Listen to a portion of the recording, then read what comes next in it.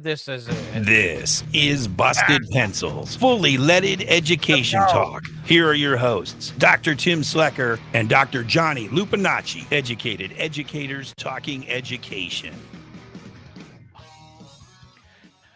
Welcome Wednesday night, Busted Pencils, fully leaded education talk, educated educators talking education. Wednesday night educators amplified in the house.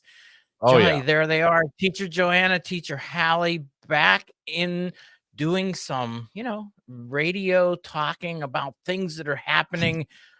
Hey, speaking of, though, how are you? We haven't seen you since last week. Teacher Hallie, Teacher Joanna, what's going on in your worlds? Uh-oh, no, Joanna. We got a little silence there, but okay, what is going on? I've been extremely busy.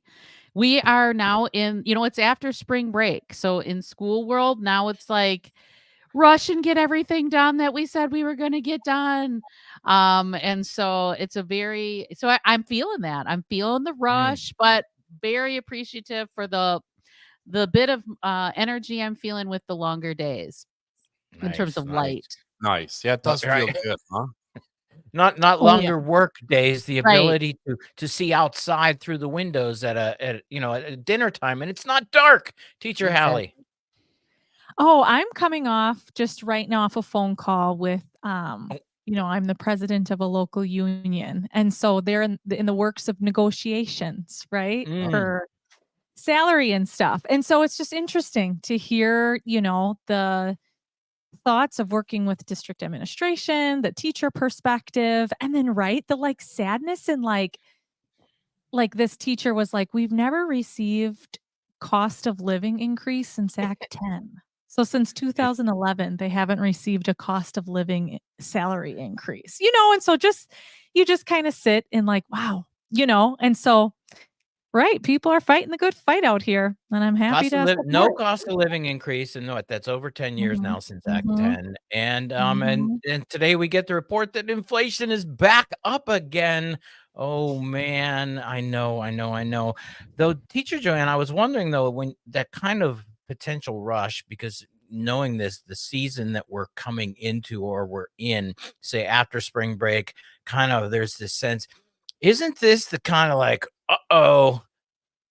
this is where the rubber starts to meet the road here, teachers and kids, man, because we got lots and lots of testing to do. And is this starting for you guys? Yeah, I was, you know what? I'm sorry to bring you down. No, I know. I bring you down. It's the truth. And that's where we're at. Yeah, we're in testing season. And so even I think it was last week was the first week back after break here. And I'm going to tell you, pre-COVID, coming back from break, it was usually kind of quiet the first couple days coming back from break. Like the kids were still kind of tired because they stay up late over break. And you could have counted on it to be kind of, again, low key. Post-COVID, that is no longer the truth. They come back cranked up and then go right into testing. And so it's kind of both. It's like, I don't know, the years feel different, but then I was in a school the other day where kids were just it did seem kind of like wandering a bit. And then they kept coming into this office where I was meeting with the administrator being like, is it still second hour? And everyone was literally confused because it was a testing day. And you're like, only certain groups of the kids are testing, but it impacts the schedule of the whole school. And so, then there's where my compassion comes in of like, it's hard. Like it is really important to have think about with your own children. It's important to have like a predictable routine. And so, yeah, it is testing season. And that throws it off. Let me frame testing season then a little bit differently as we're coming in for the topic tonight. You all have nothing to worry about right now because nothing's going to change, because here we are 40 years now after A Nation at Risk. Our friend Robert Pondicio in the 74 putting out there, you know what, you teachers and the kids, it's not going to make a darn bit of difference, because everything we've been doing up to this time has failed miserably, of which I do agree with him on.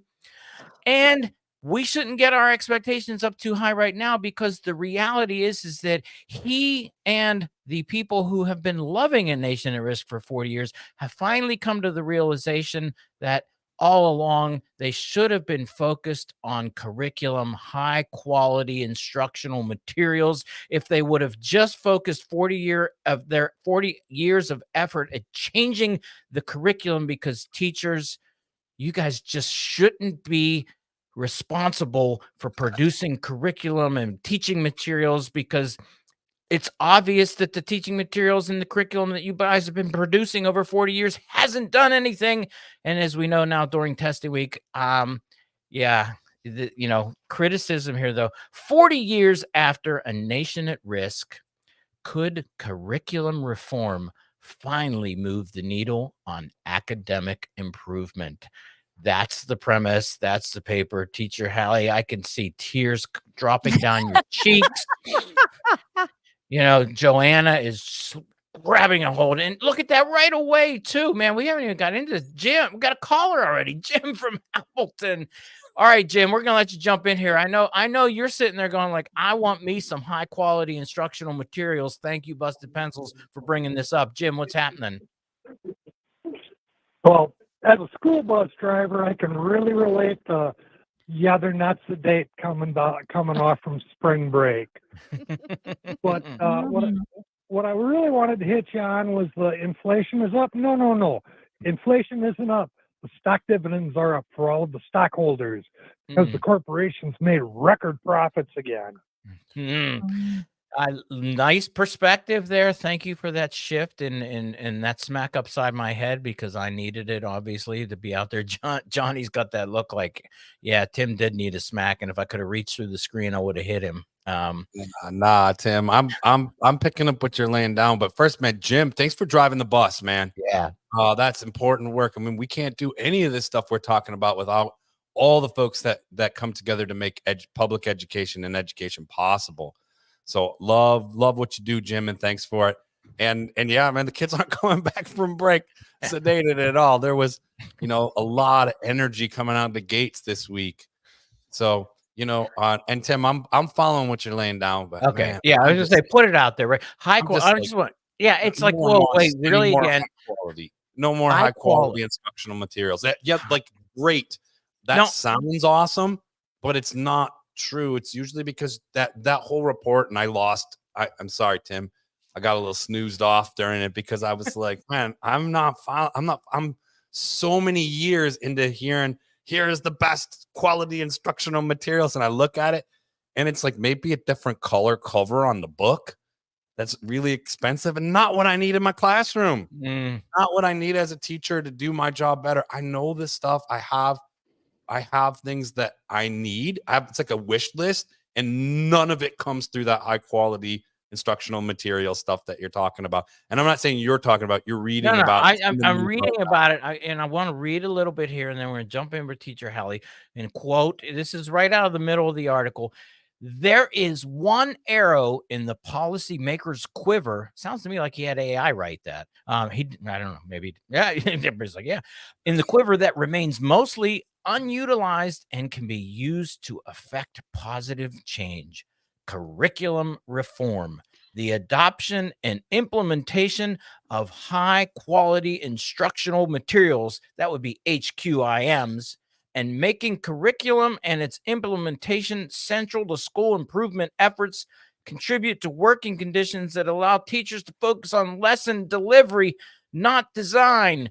Because we know you teachers who went to school for years to become professionals in curriculum instruction, you don't really have the expertise to be messing around with curriculum. Leave that to the professionals who produce HQIMs, high quality instructional materials. Johnny, I will say, in all my years of preparing teachers, I feel like I've let them down, because I never once introduced my future teachers to high quality instructional materials. Teacher Hallie, I'm sorry if I steered you the wrong way when you were becoming a teacher.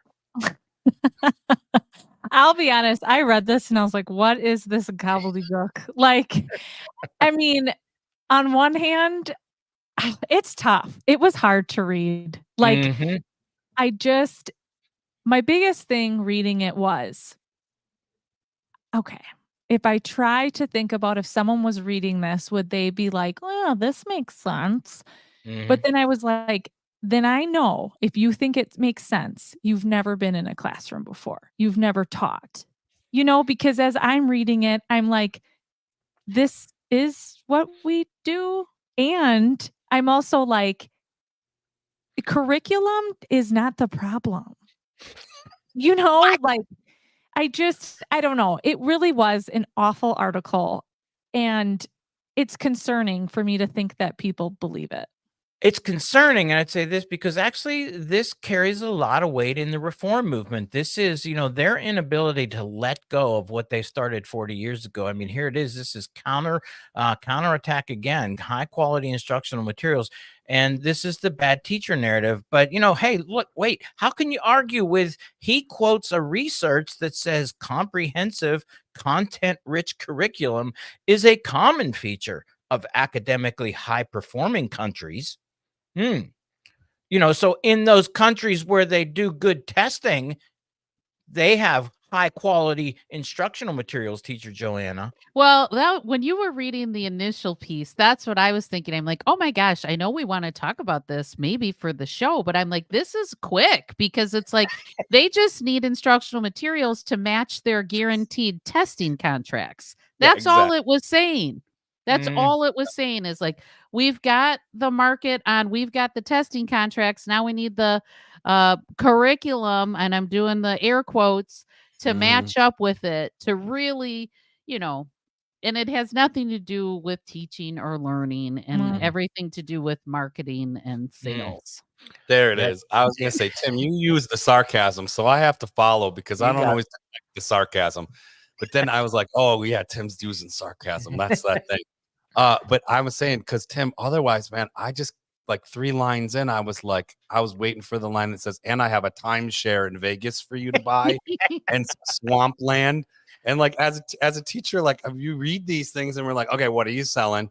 And probably my Right. superintendent or principal's buying it. So let me just get to the point of like where it's at. It's not what we need. It's not what we want, but it's a long-winded sales ad. It's like the weird drug commercials that come on during the sport but games look, that wait, I'm watching. before my break for all of us, yes, this sounds like selling us bad condos. For my neighbor, wait. Oh, this sounds like the solution. I want to poke some more holes, though. 40 years, nation at risk. My goodness, they will not go away. Education reformers. Look, if you're a reformer, give us a call. Busted Pencils back after the break. A transformer. If you're a transformer, call us. Oh, I know, Joanna. I mean, in one way, it's a very simple dismantling, but I mean, Yeah. understand that this is the billionaires again coming back at this again Yeah. fully. And these are arguments that I was having with Sheila Briggs 4 years ago, that she was making this high quality instructional materials crap, saying, if we just gave teachers the right curriculum. Yep. I remember that. You see my message? What did you guys have me check last time about my microphone? I don't know, but you sound great. Yeah, you Oh, sound okay. great. Yeah, you Okay, sound fine. fine. Okay, good. Thanks. You have Mark from the SAC on the line. Awesome. Yes. Also, Tim, can you pivot this just to like, remember last week we were on a roll all week with like post schooling and like what's it like? Oh yeah, to yeah, just- yeah. We'll get it. to just be to make the dream real, like to get into that. Well, and we understand just that said we're to gonna be have Ed Amplified on Wednesday, and this is what they do. yeah, So yeah. We'll make the pivot. let's drive the bus with the like let's do school differently. Yeah.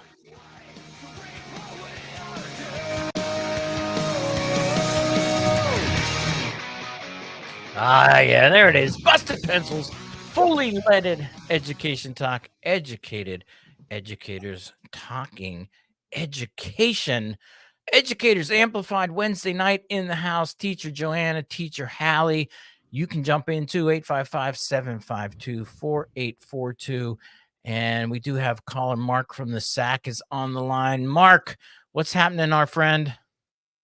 Yeah, and interesting conversation today, and talk about what we need to do for education. I mean, but I can remember back when I was in, I think it was eighth grade, we read Great Expectations in class. That the lessons learned there is that a young boy is staying, his mother has died, and he's staying with an aunt that really doesn't care about him, but a caring blacksmith, stepfather that's taking care of him, Joe Gardry, and he meets an old convict, and he helps, he generously provides that old convict with food, and it gives him his legacy, later on in the story. And then moving on to 11th grade, I can remember reading Julius Caesar. I mean, there's the political lessons, or the power of oration, and both of those things. One was 130, 150 years old when I read it, and the other is 400 years old when we read that. That play, Julius Caesar, by Shakespeare. And I'm wondering if that could be, that maybe that's too dated to work in today's curriculum. But I think that with a little imagination, that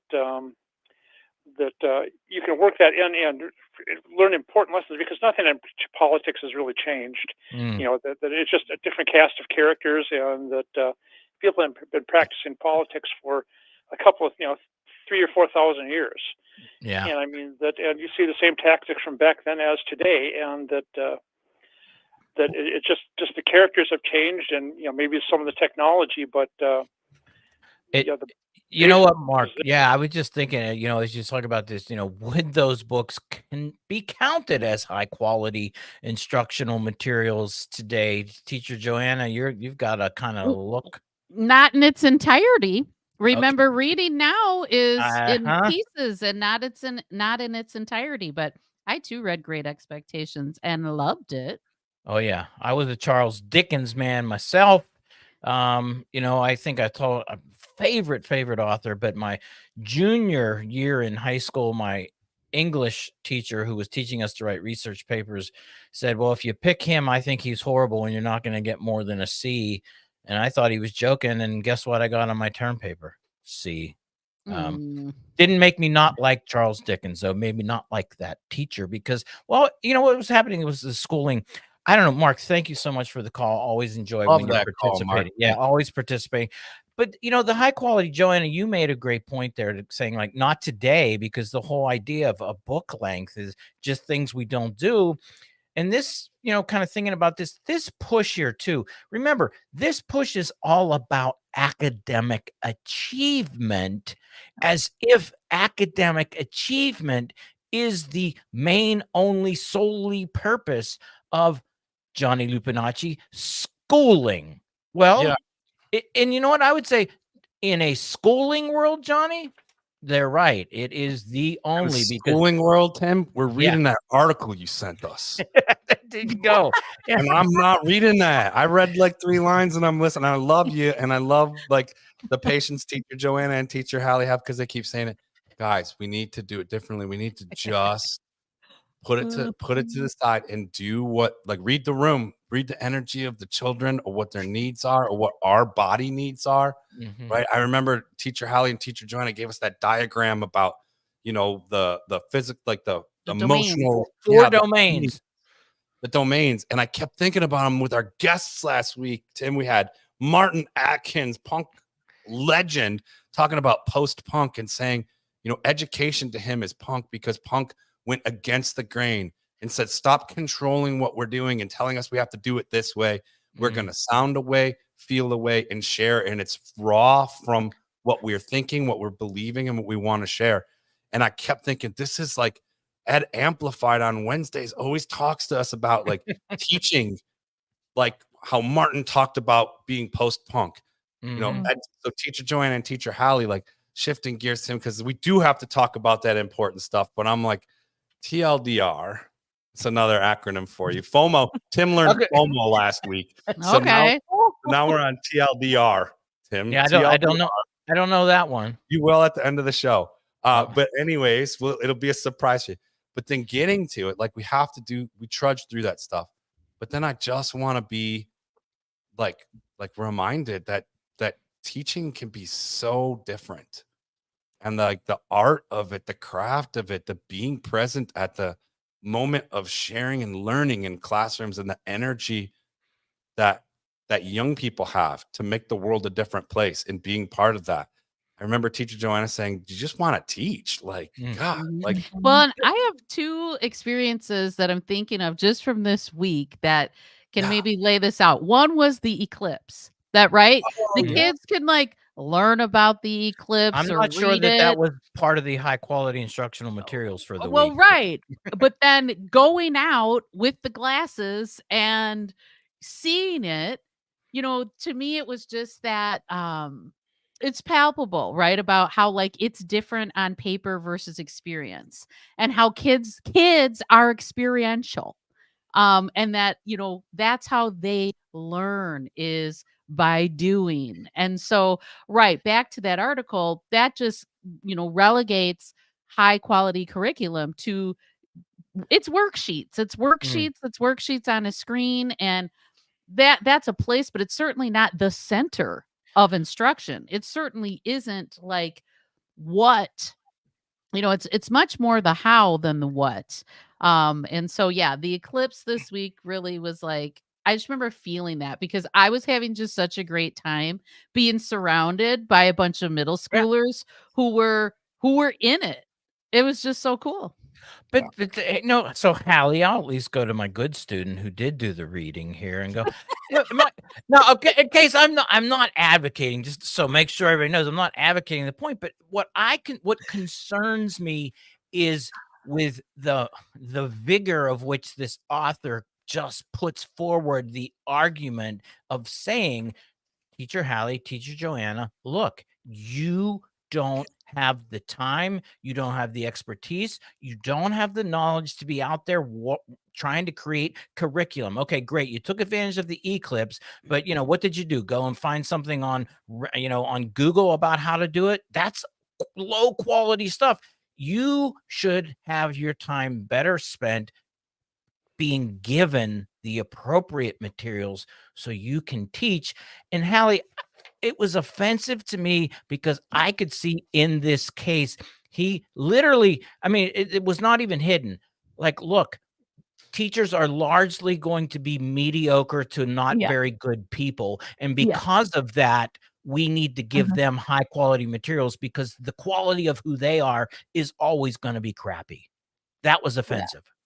No, totally. I mean, this was anti-teacher, this entire article. So I'm like, I can't believe Tim sent this for me to read. Like, does he want me to be like depressed all day? No, I was fine. But I'll tell you just one thing. As your best student sitting here, what I did is I looked up, who is this resource? So I critiqued the source and immediately saw like, oh, this is like supported by like the Walton family and whatever.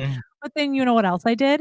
I put it in so in Walton family's not good. So right away I knew like this is gonna be BS. But then I put it into chat GPT and put summarize. Wait a minute. Okay, more busted pencils. Teacher Hallie, Teacher Joanna, Educators Amplified. When we get back.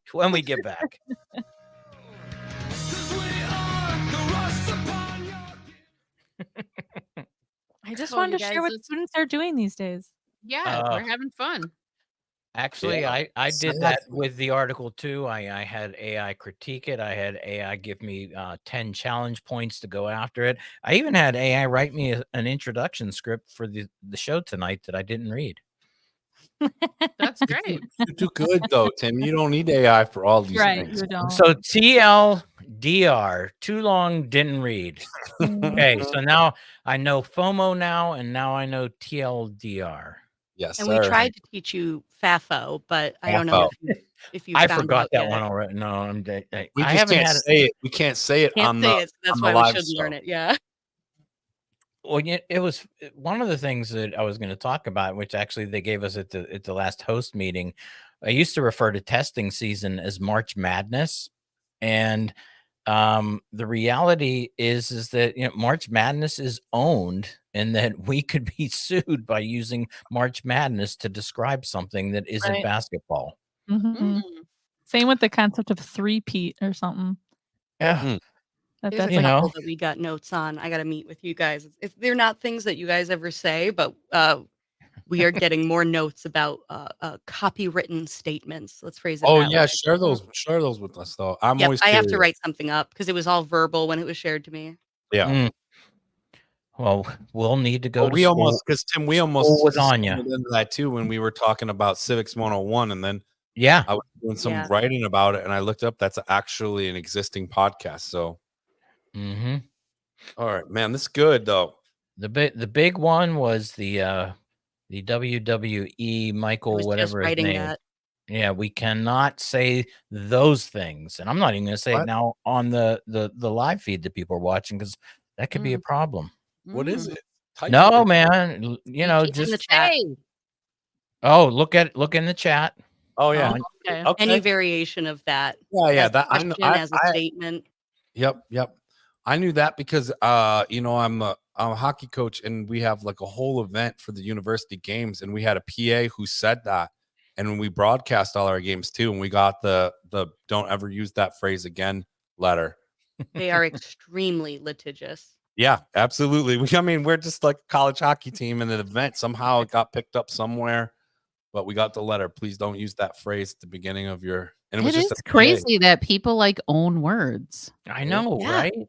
I got to think of some words to own. Right. We got to get some words to own. Educated educators talking Right. education right You there.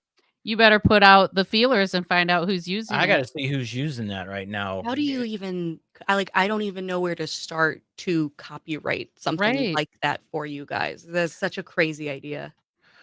I would think at this point that we've been using educated. It's already educators, copyrighted to you, Tim. Yeah, and I was going to say in fully leaded education talk. I mean, it has been put out, published, and for well over 10 years now. I think that one would be.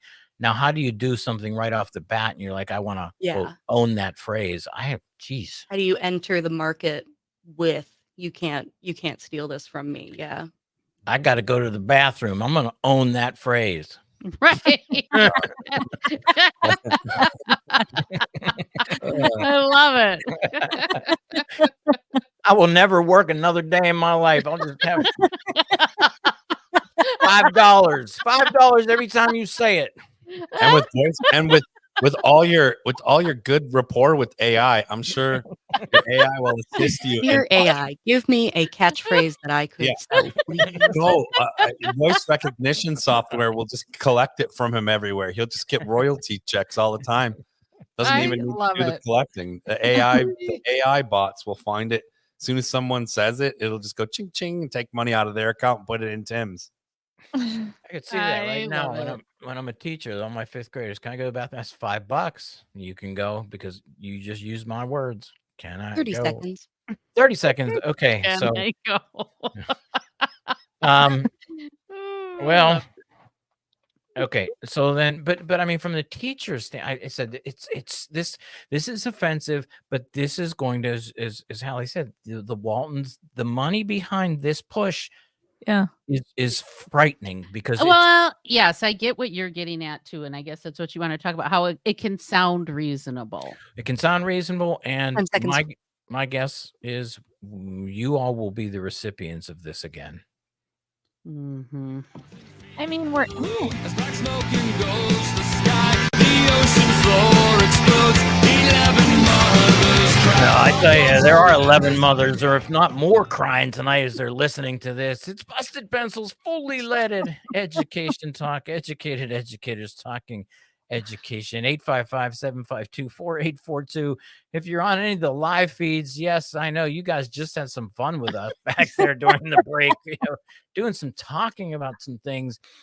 Hey, if you're listening on the radio and you're driving in your car, please keep your eyes on the road. Don't try to find our Facebook, YouTube, or Twitter feed. But that was a lot of fun. You know what, though? Here we are again. And he said, high quality instructional materials. This reminds me, though, too, Teacher Hallie, Teacher Joanna, about a year ago, we came together as Busted Pencils Educators Amplified, and actually recorded a very long podcast about really addressing this issue of high quality instructional materials. I think that was probably one of the first, origin moments of Busted Pencils Educators Amplified getting together to do a collaboration creation here. So, I was kind of like wanting to just go back and relive some old memories of this. But Joanna and Hallie, I am though. I'm frightened by this because if we don't have a vigorous critique and in fact, I'm not even convinced that we're not already too late, that without some form of a vigorous critique where I can have my neighbor become part of saying, wait a minute, high quality instructional materials, that's code for our school district, and our school board is going to be forced to spend a lot of money on instructional materials of which the teachers and the families, they themselves will have no connection to, because it will become mandated. And I'm going to point this out very clearly here in where I'm at in Ohio right now. The science of reading, whatever you think about it, it now has a preferred curriculum provider in the state of Ohio, and the teachers and teachers have to use it. Teacher education has to now use it. And the only person who can reap the benefits is a single curriculum provider in this sense. This is government imposed monopoly. And on top of that it's an imposition on indoctrination, because it is absolutely a full violation of academic freedom, professional judgment, and the ability of teachers to do the work that we hired you to do as the professionals that you are. How's that? Whoa. Tim. Well, you got it, Yeah. Tim. Like Yeah. he's got some feelings on that. I'm a- What it was I'm gonna- making. Oh, I was Go going to ahead. say quick. What it just made me think about is I've already experienced this weirdness of going to my children's parent conferences and teachers like being mandated to talk about some high quality curriculum or test, and like literally having this weird exchange where it's like, again, I'm in the biz, so I'm like, I know they're kind of like required but it's like you're talking about this weird thing. And so thank God, because I'm in the biz, I just quickly say, you know what? I don't want to hear about any of that. So chill, and let's just talk about my child. Because really, I want to know about how my child is doing in school. And to me, again, that's all the domains in my head. Like Mhm. socially, how are things going? Emotionally, what are you picking up on? What are strengths you're noticing about my kid? What do they seem to be into? What are they doing well at? Where do they feel too challenged and resisted? And it actually is this huge. So, parents, if you feel weird at conferences over that kind of stuff, that this is what it is. And this is what this person is advocating for, is more of that, more of this thing between us, rather than just the direct connection between teacher and student. That's what I was dying to say, Johnny. What did you Yeah, want to no, say? it's good. I was just going to translate all that stuff, Tim, you're saying about this. And then teacher Joanna so really nicely reminded us, like, for you, this is what it's like on the ground, both as an educator and a parent. All of that stuff, Tim, you read is affluent disrespect. Mm. It's using words to be disrespectful instead of just coming out and being like, yo, we hate on teachers. We don't think they can do their job. We want to make some money, and we got some stuff that we're going to try and sell as really good. It might be good, it might not be good, but hey, we want you to buy it. And you need it because we disrespect on your teachers. Your teachers aren't good enough. That's my translation of all that. It's how kind of what it boils down to. I know it's important to be aware of it and have a critique of it, but it's why as teachers and even as parents, we're like, don't talk to me about the high quality instructional materials or name the like, just how's my kid doing in class? Like, what kind of person are they? Are they enjoying it? I'm hearing about it at home. How are they in class doing?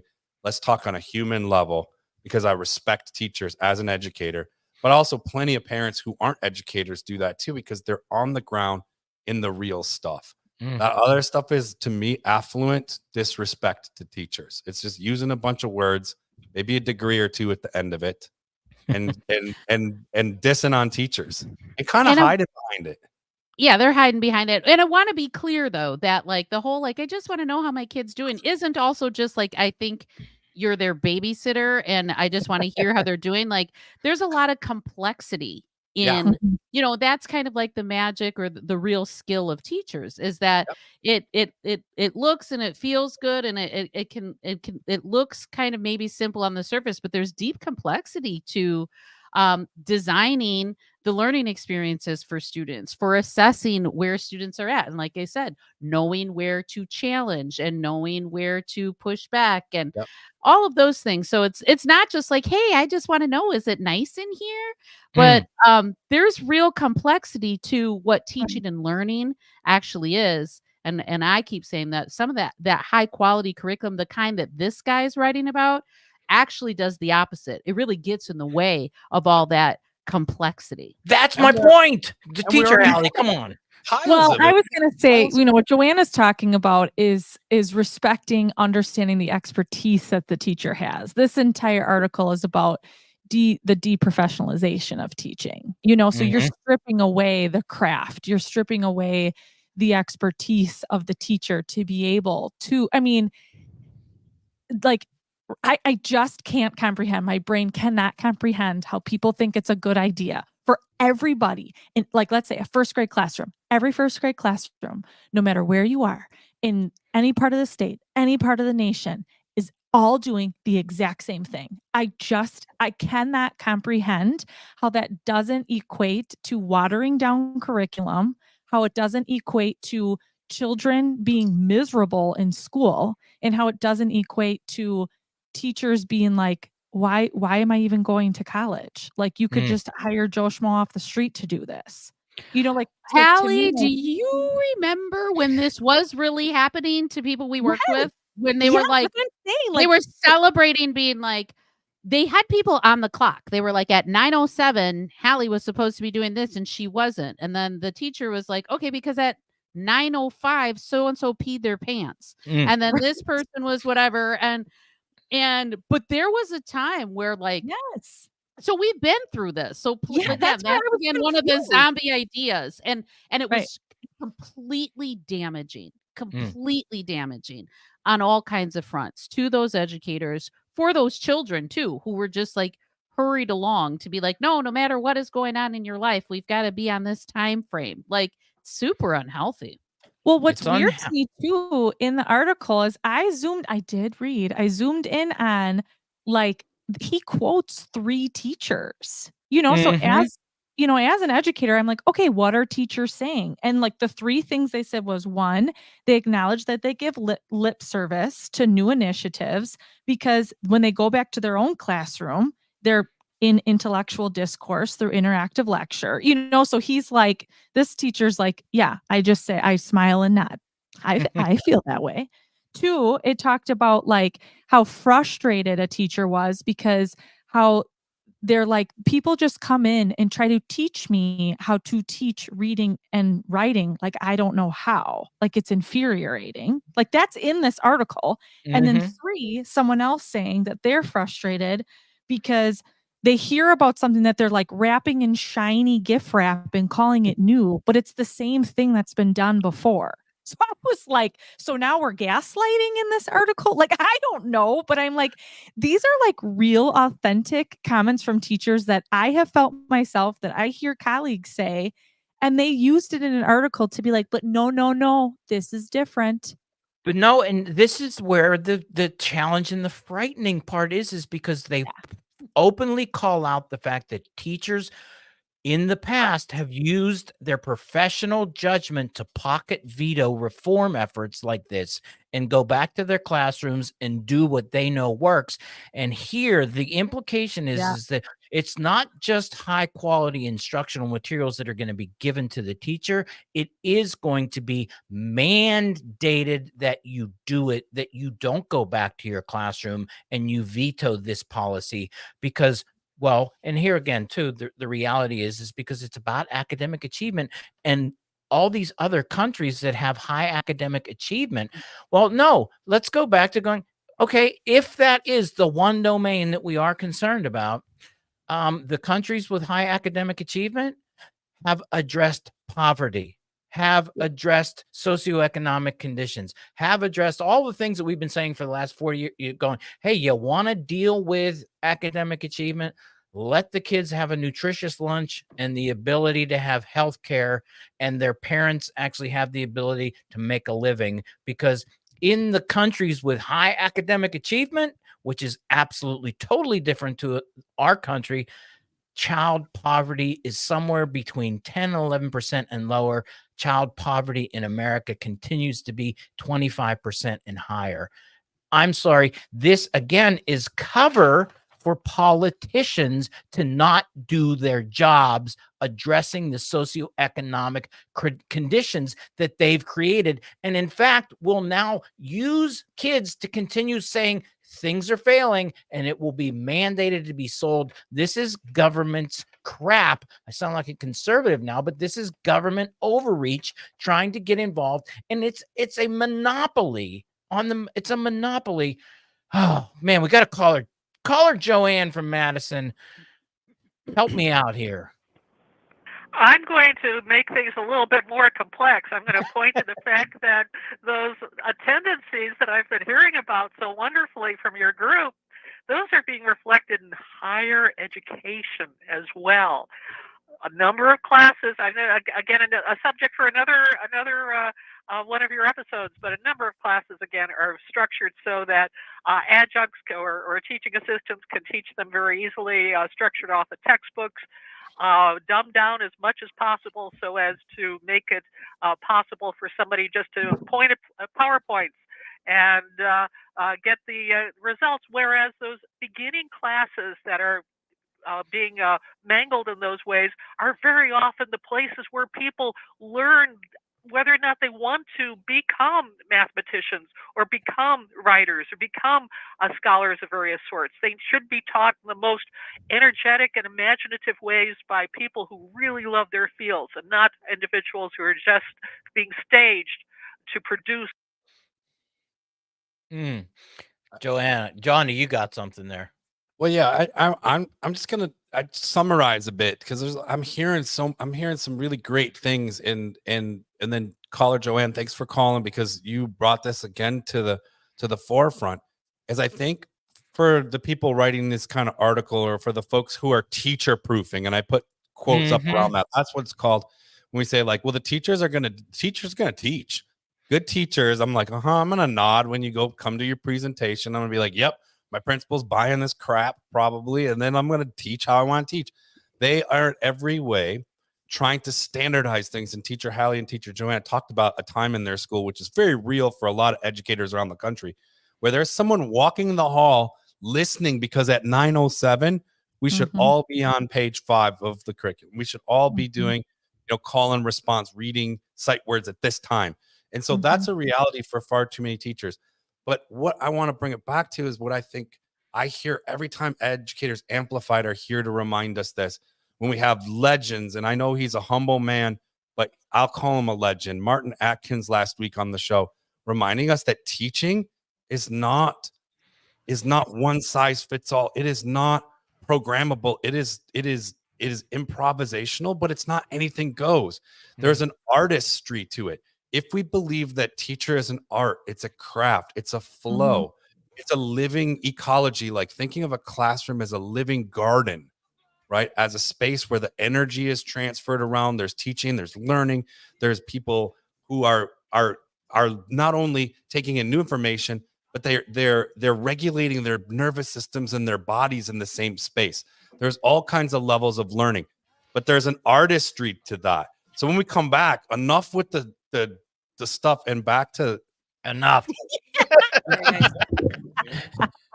This is frustrating. I know, man. I'm telling you, it is frustrating. I know. Is there a delay? We keep saying we're going to talk about different stuff, and then we talk about the same Oh, thing. you think we're getting wrapped up in the same stuff? See, like when Joanne is talking about this, John, the encroach to even mandating what you do in higher ed, and this is the reality in Ohio here now too. If you offer a teacher a license in elementary education and special education in the state of Ohio, if you're a provider, in other words, a college or higher ed institution, 12 credits of mandated science of reading from the preferred curriculum provider, I'm or the already asleep. I'm already like, I know, but listen, so you now, as a PhD in literacy, are being told when and what to teach. because of my profession is not understood as an art where like I I can get up know, on I stage know. and play my guitar how I want, which is why we're making the point like that. Yeah, that's the point. We're always making it. Busted Pencils, fully leaded education talk, educated educators talking education. 855-752-4842. Great calls. Joanne, Madison, thank you always for giving us a call. Hey, LA Tom's on the line too. We had to hold over the break because we know LA Tom's going to be dropping some knowledge on us. LA Tom, what's happening, our friend? Hey guys, first off, we the people ultimately are the government, and we must never forget that. The power lies within us. Get out, vote. This is not your normal election. This is an insane person running against an actual sane person. Second, Tim, I'm going to push back a little bit on the government overreach and how that kind of goes along with the Democratic side of the aisle. I look at the Democratic side of the aisle as providing a social safety net for people, and we bought into this fact that big government automatically means Democrats and not Republicans, and the Republicans are taking away a woman's right to choose and everything else under the sun when it comes to big government overreach. Yeah. Third, the answers are not important. The questions are what's important, because questions only lead to more answers, which lead to more questions. So questioning things is what is knowledge and thirst for knowledge. And I think exactly what Johnny was talking about, being that garden. And what's really, really interesting is the way that we're actually teaching the kids, it seems like, from what I'm understanding, is that it sounds like we're teaching them the same way corporate America wants everybody to be, which is basically just a cog in the wheel, a monkey that shows up for work and pushes a button. They don't want really great, sales people actually giving one-on-one customer service and stuff to the customers. They want it so anybody can do the job. So if you leave or if you get fired or whatever it might be, they got another one right in place there for you. And like you were saying, being on page 5 and at 9:07 a.m.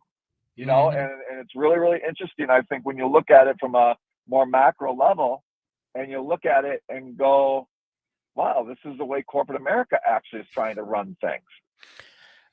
LA Tom, thank you so much, man, for the call, and always call back to push back on me. That's what I'm here for, is to be pushed around. And you can see Teacher Hallie, Teacher Joanna, and Johnny always pushing me around too. So I'm used to it at this point. Now, you know what, though, what LA Tom's talking about here, though, and when I say, first of all, the government overreach, recognizing that on this issue, corporate education reform, and I like that Tom threw us back to remember it. The reason why they called it corporate ed reform is very much what he just said, is because it's this very monotonous cog in the wheel, the idea of saying everything's interchangeable. So corporate ed reform, and is what this is. But it's painful. And Johnny, though, maybe this will, do you feel like I'm always get caught up and broken down by this content or this topic? This, to me, is the epitome then of the attack on democracy, the attack on academic freedom, because the inability then of Teacher Joanna and Teacher Hallie and LA Tom as a community member to wonder about what's happening in school, the idea that what's mandated at 9:07 on page 25, I guarantee you that when 9:07 and page 25 are mandated, that is an absolute attack on citizen democracy, participation, teaching and learning. And this, to me, is, again, one more full frontal assault on democracy.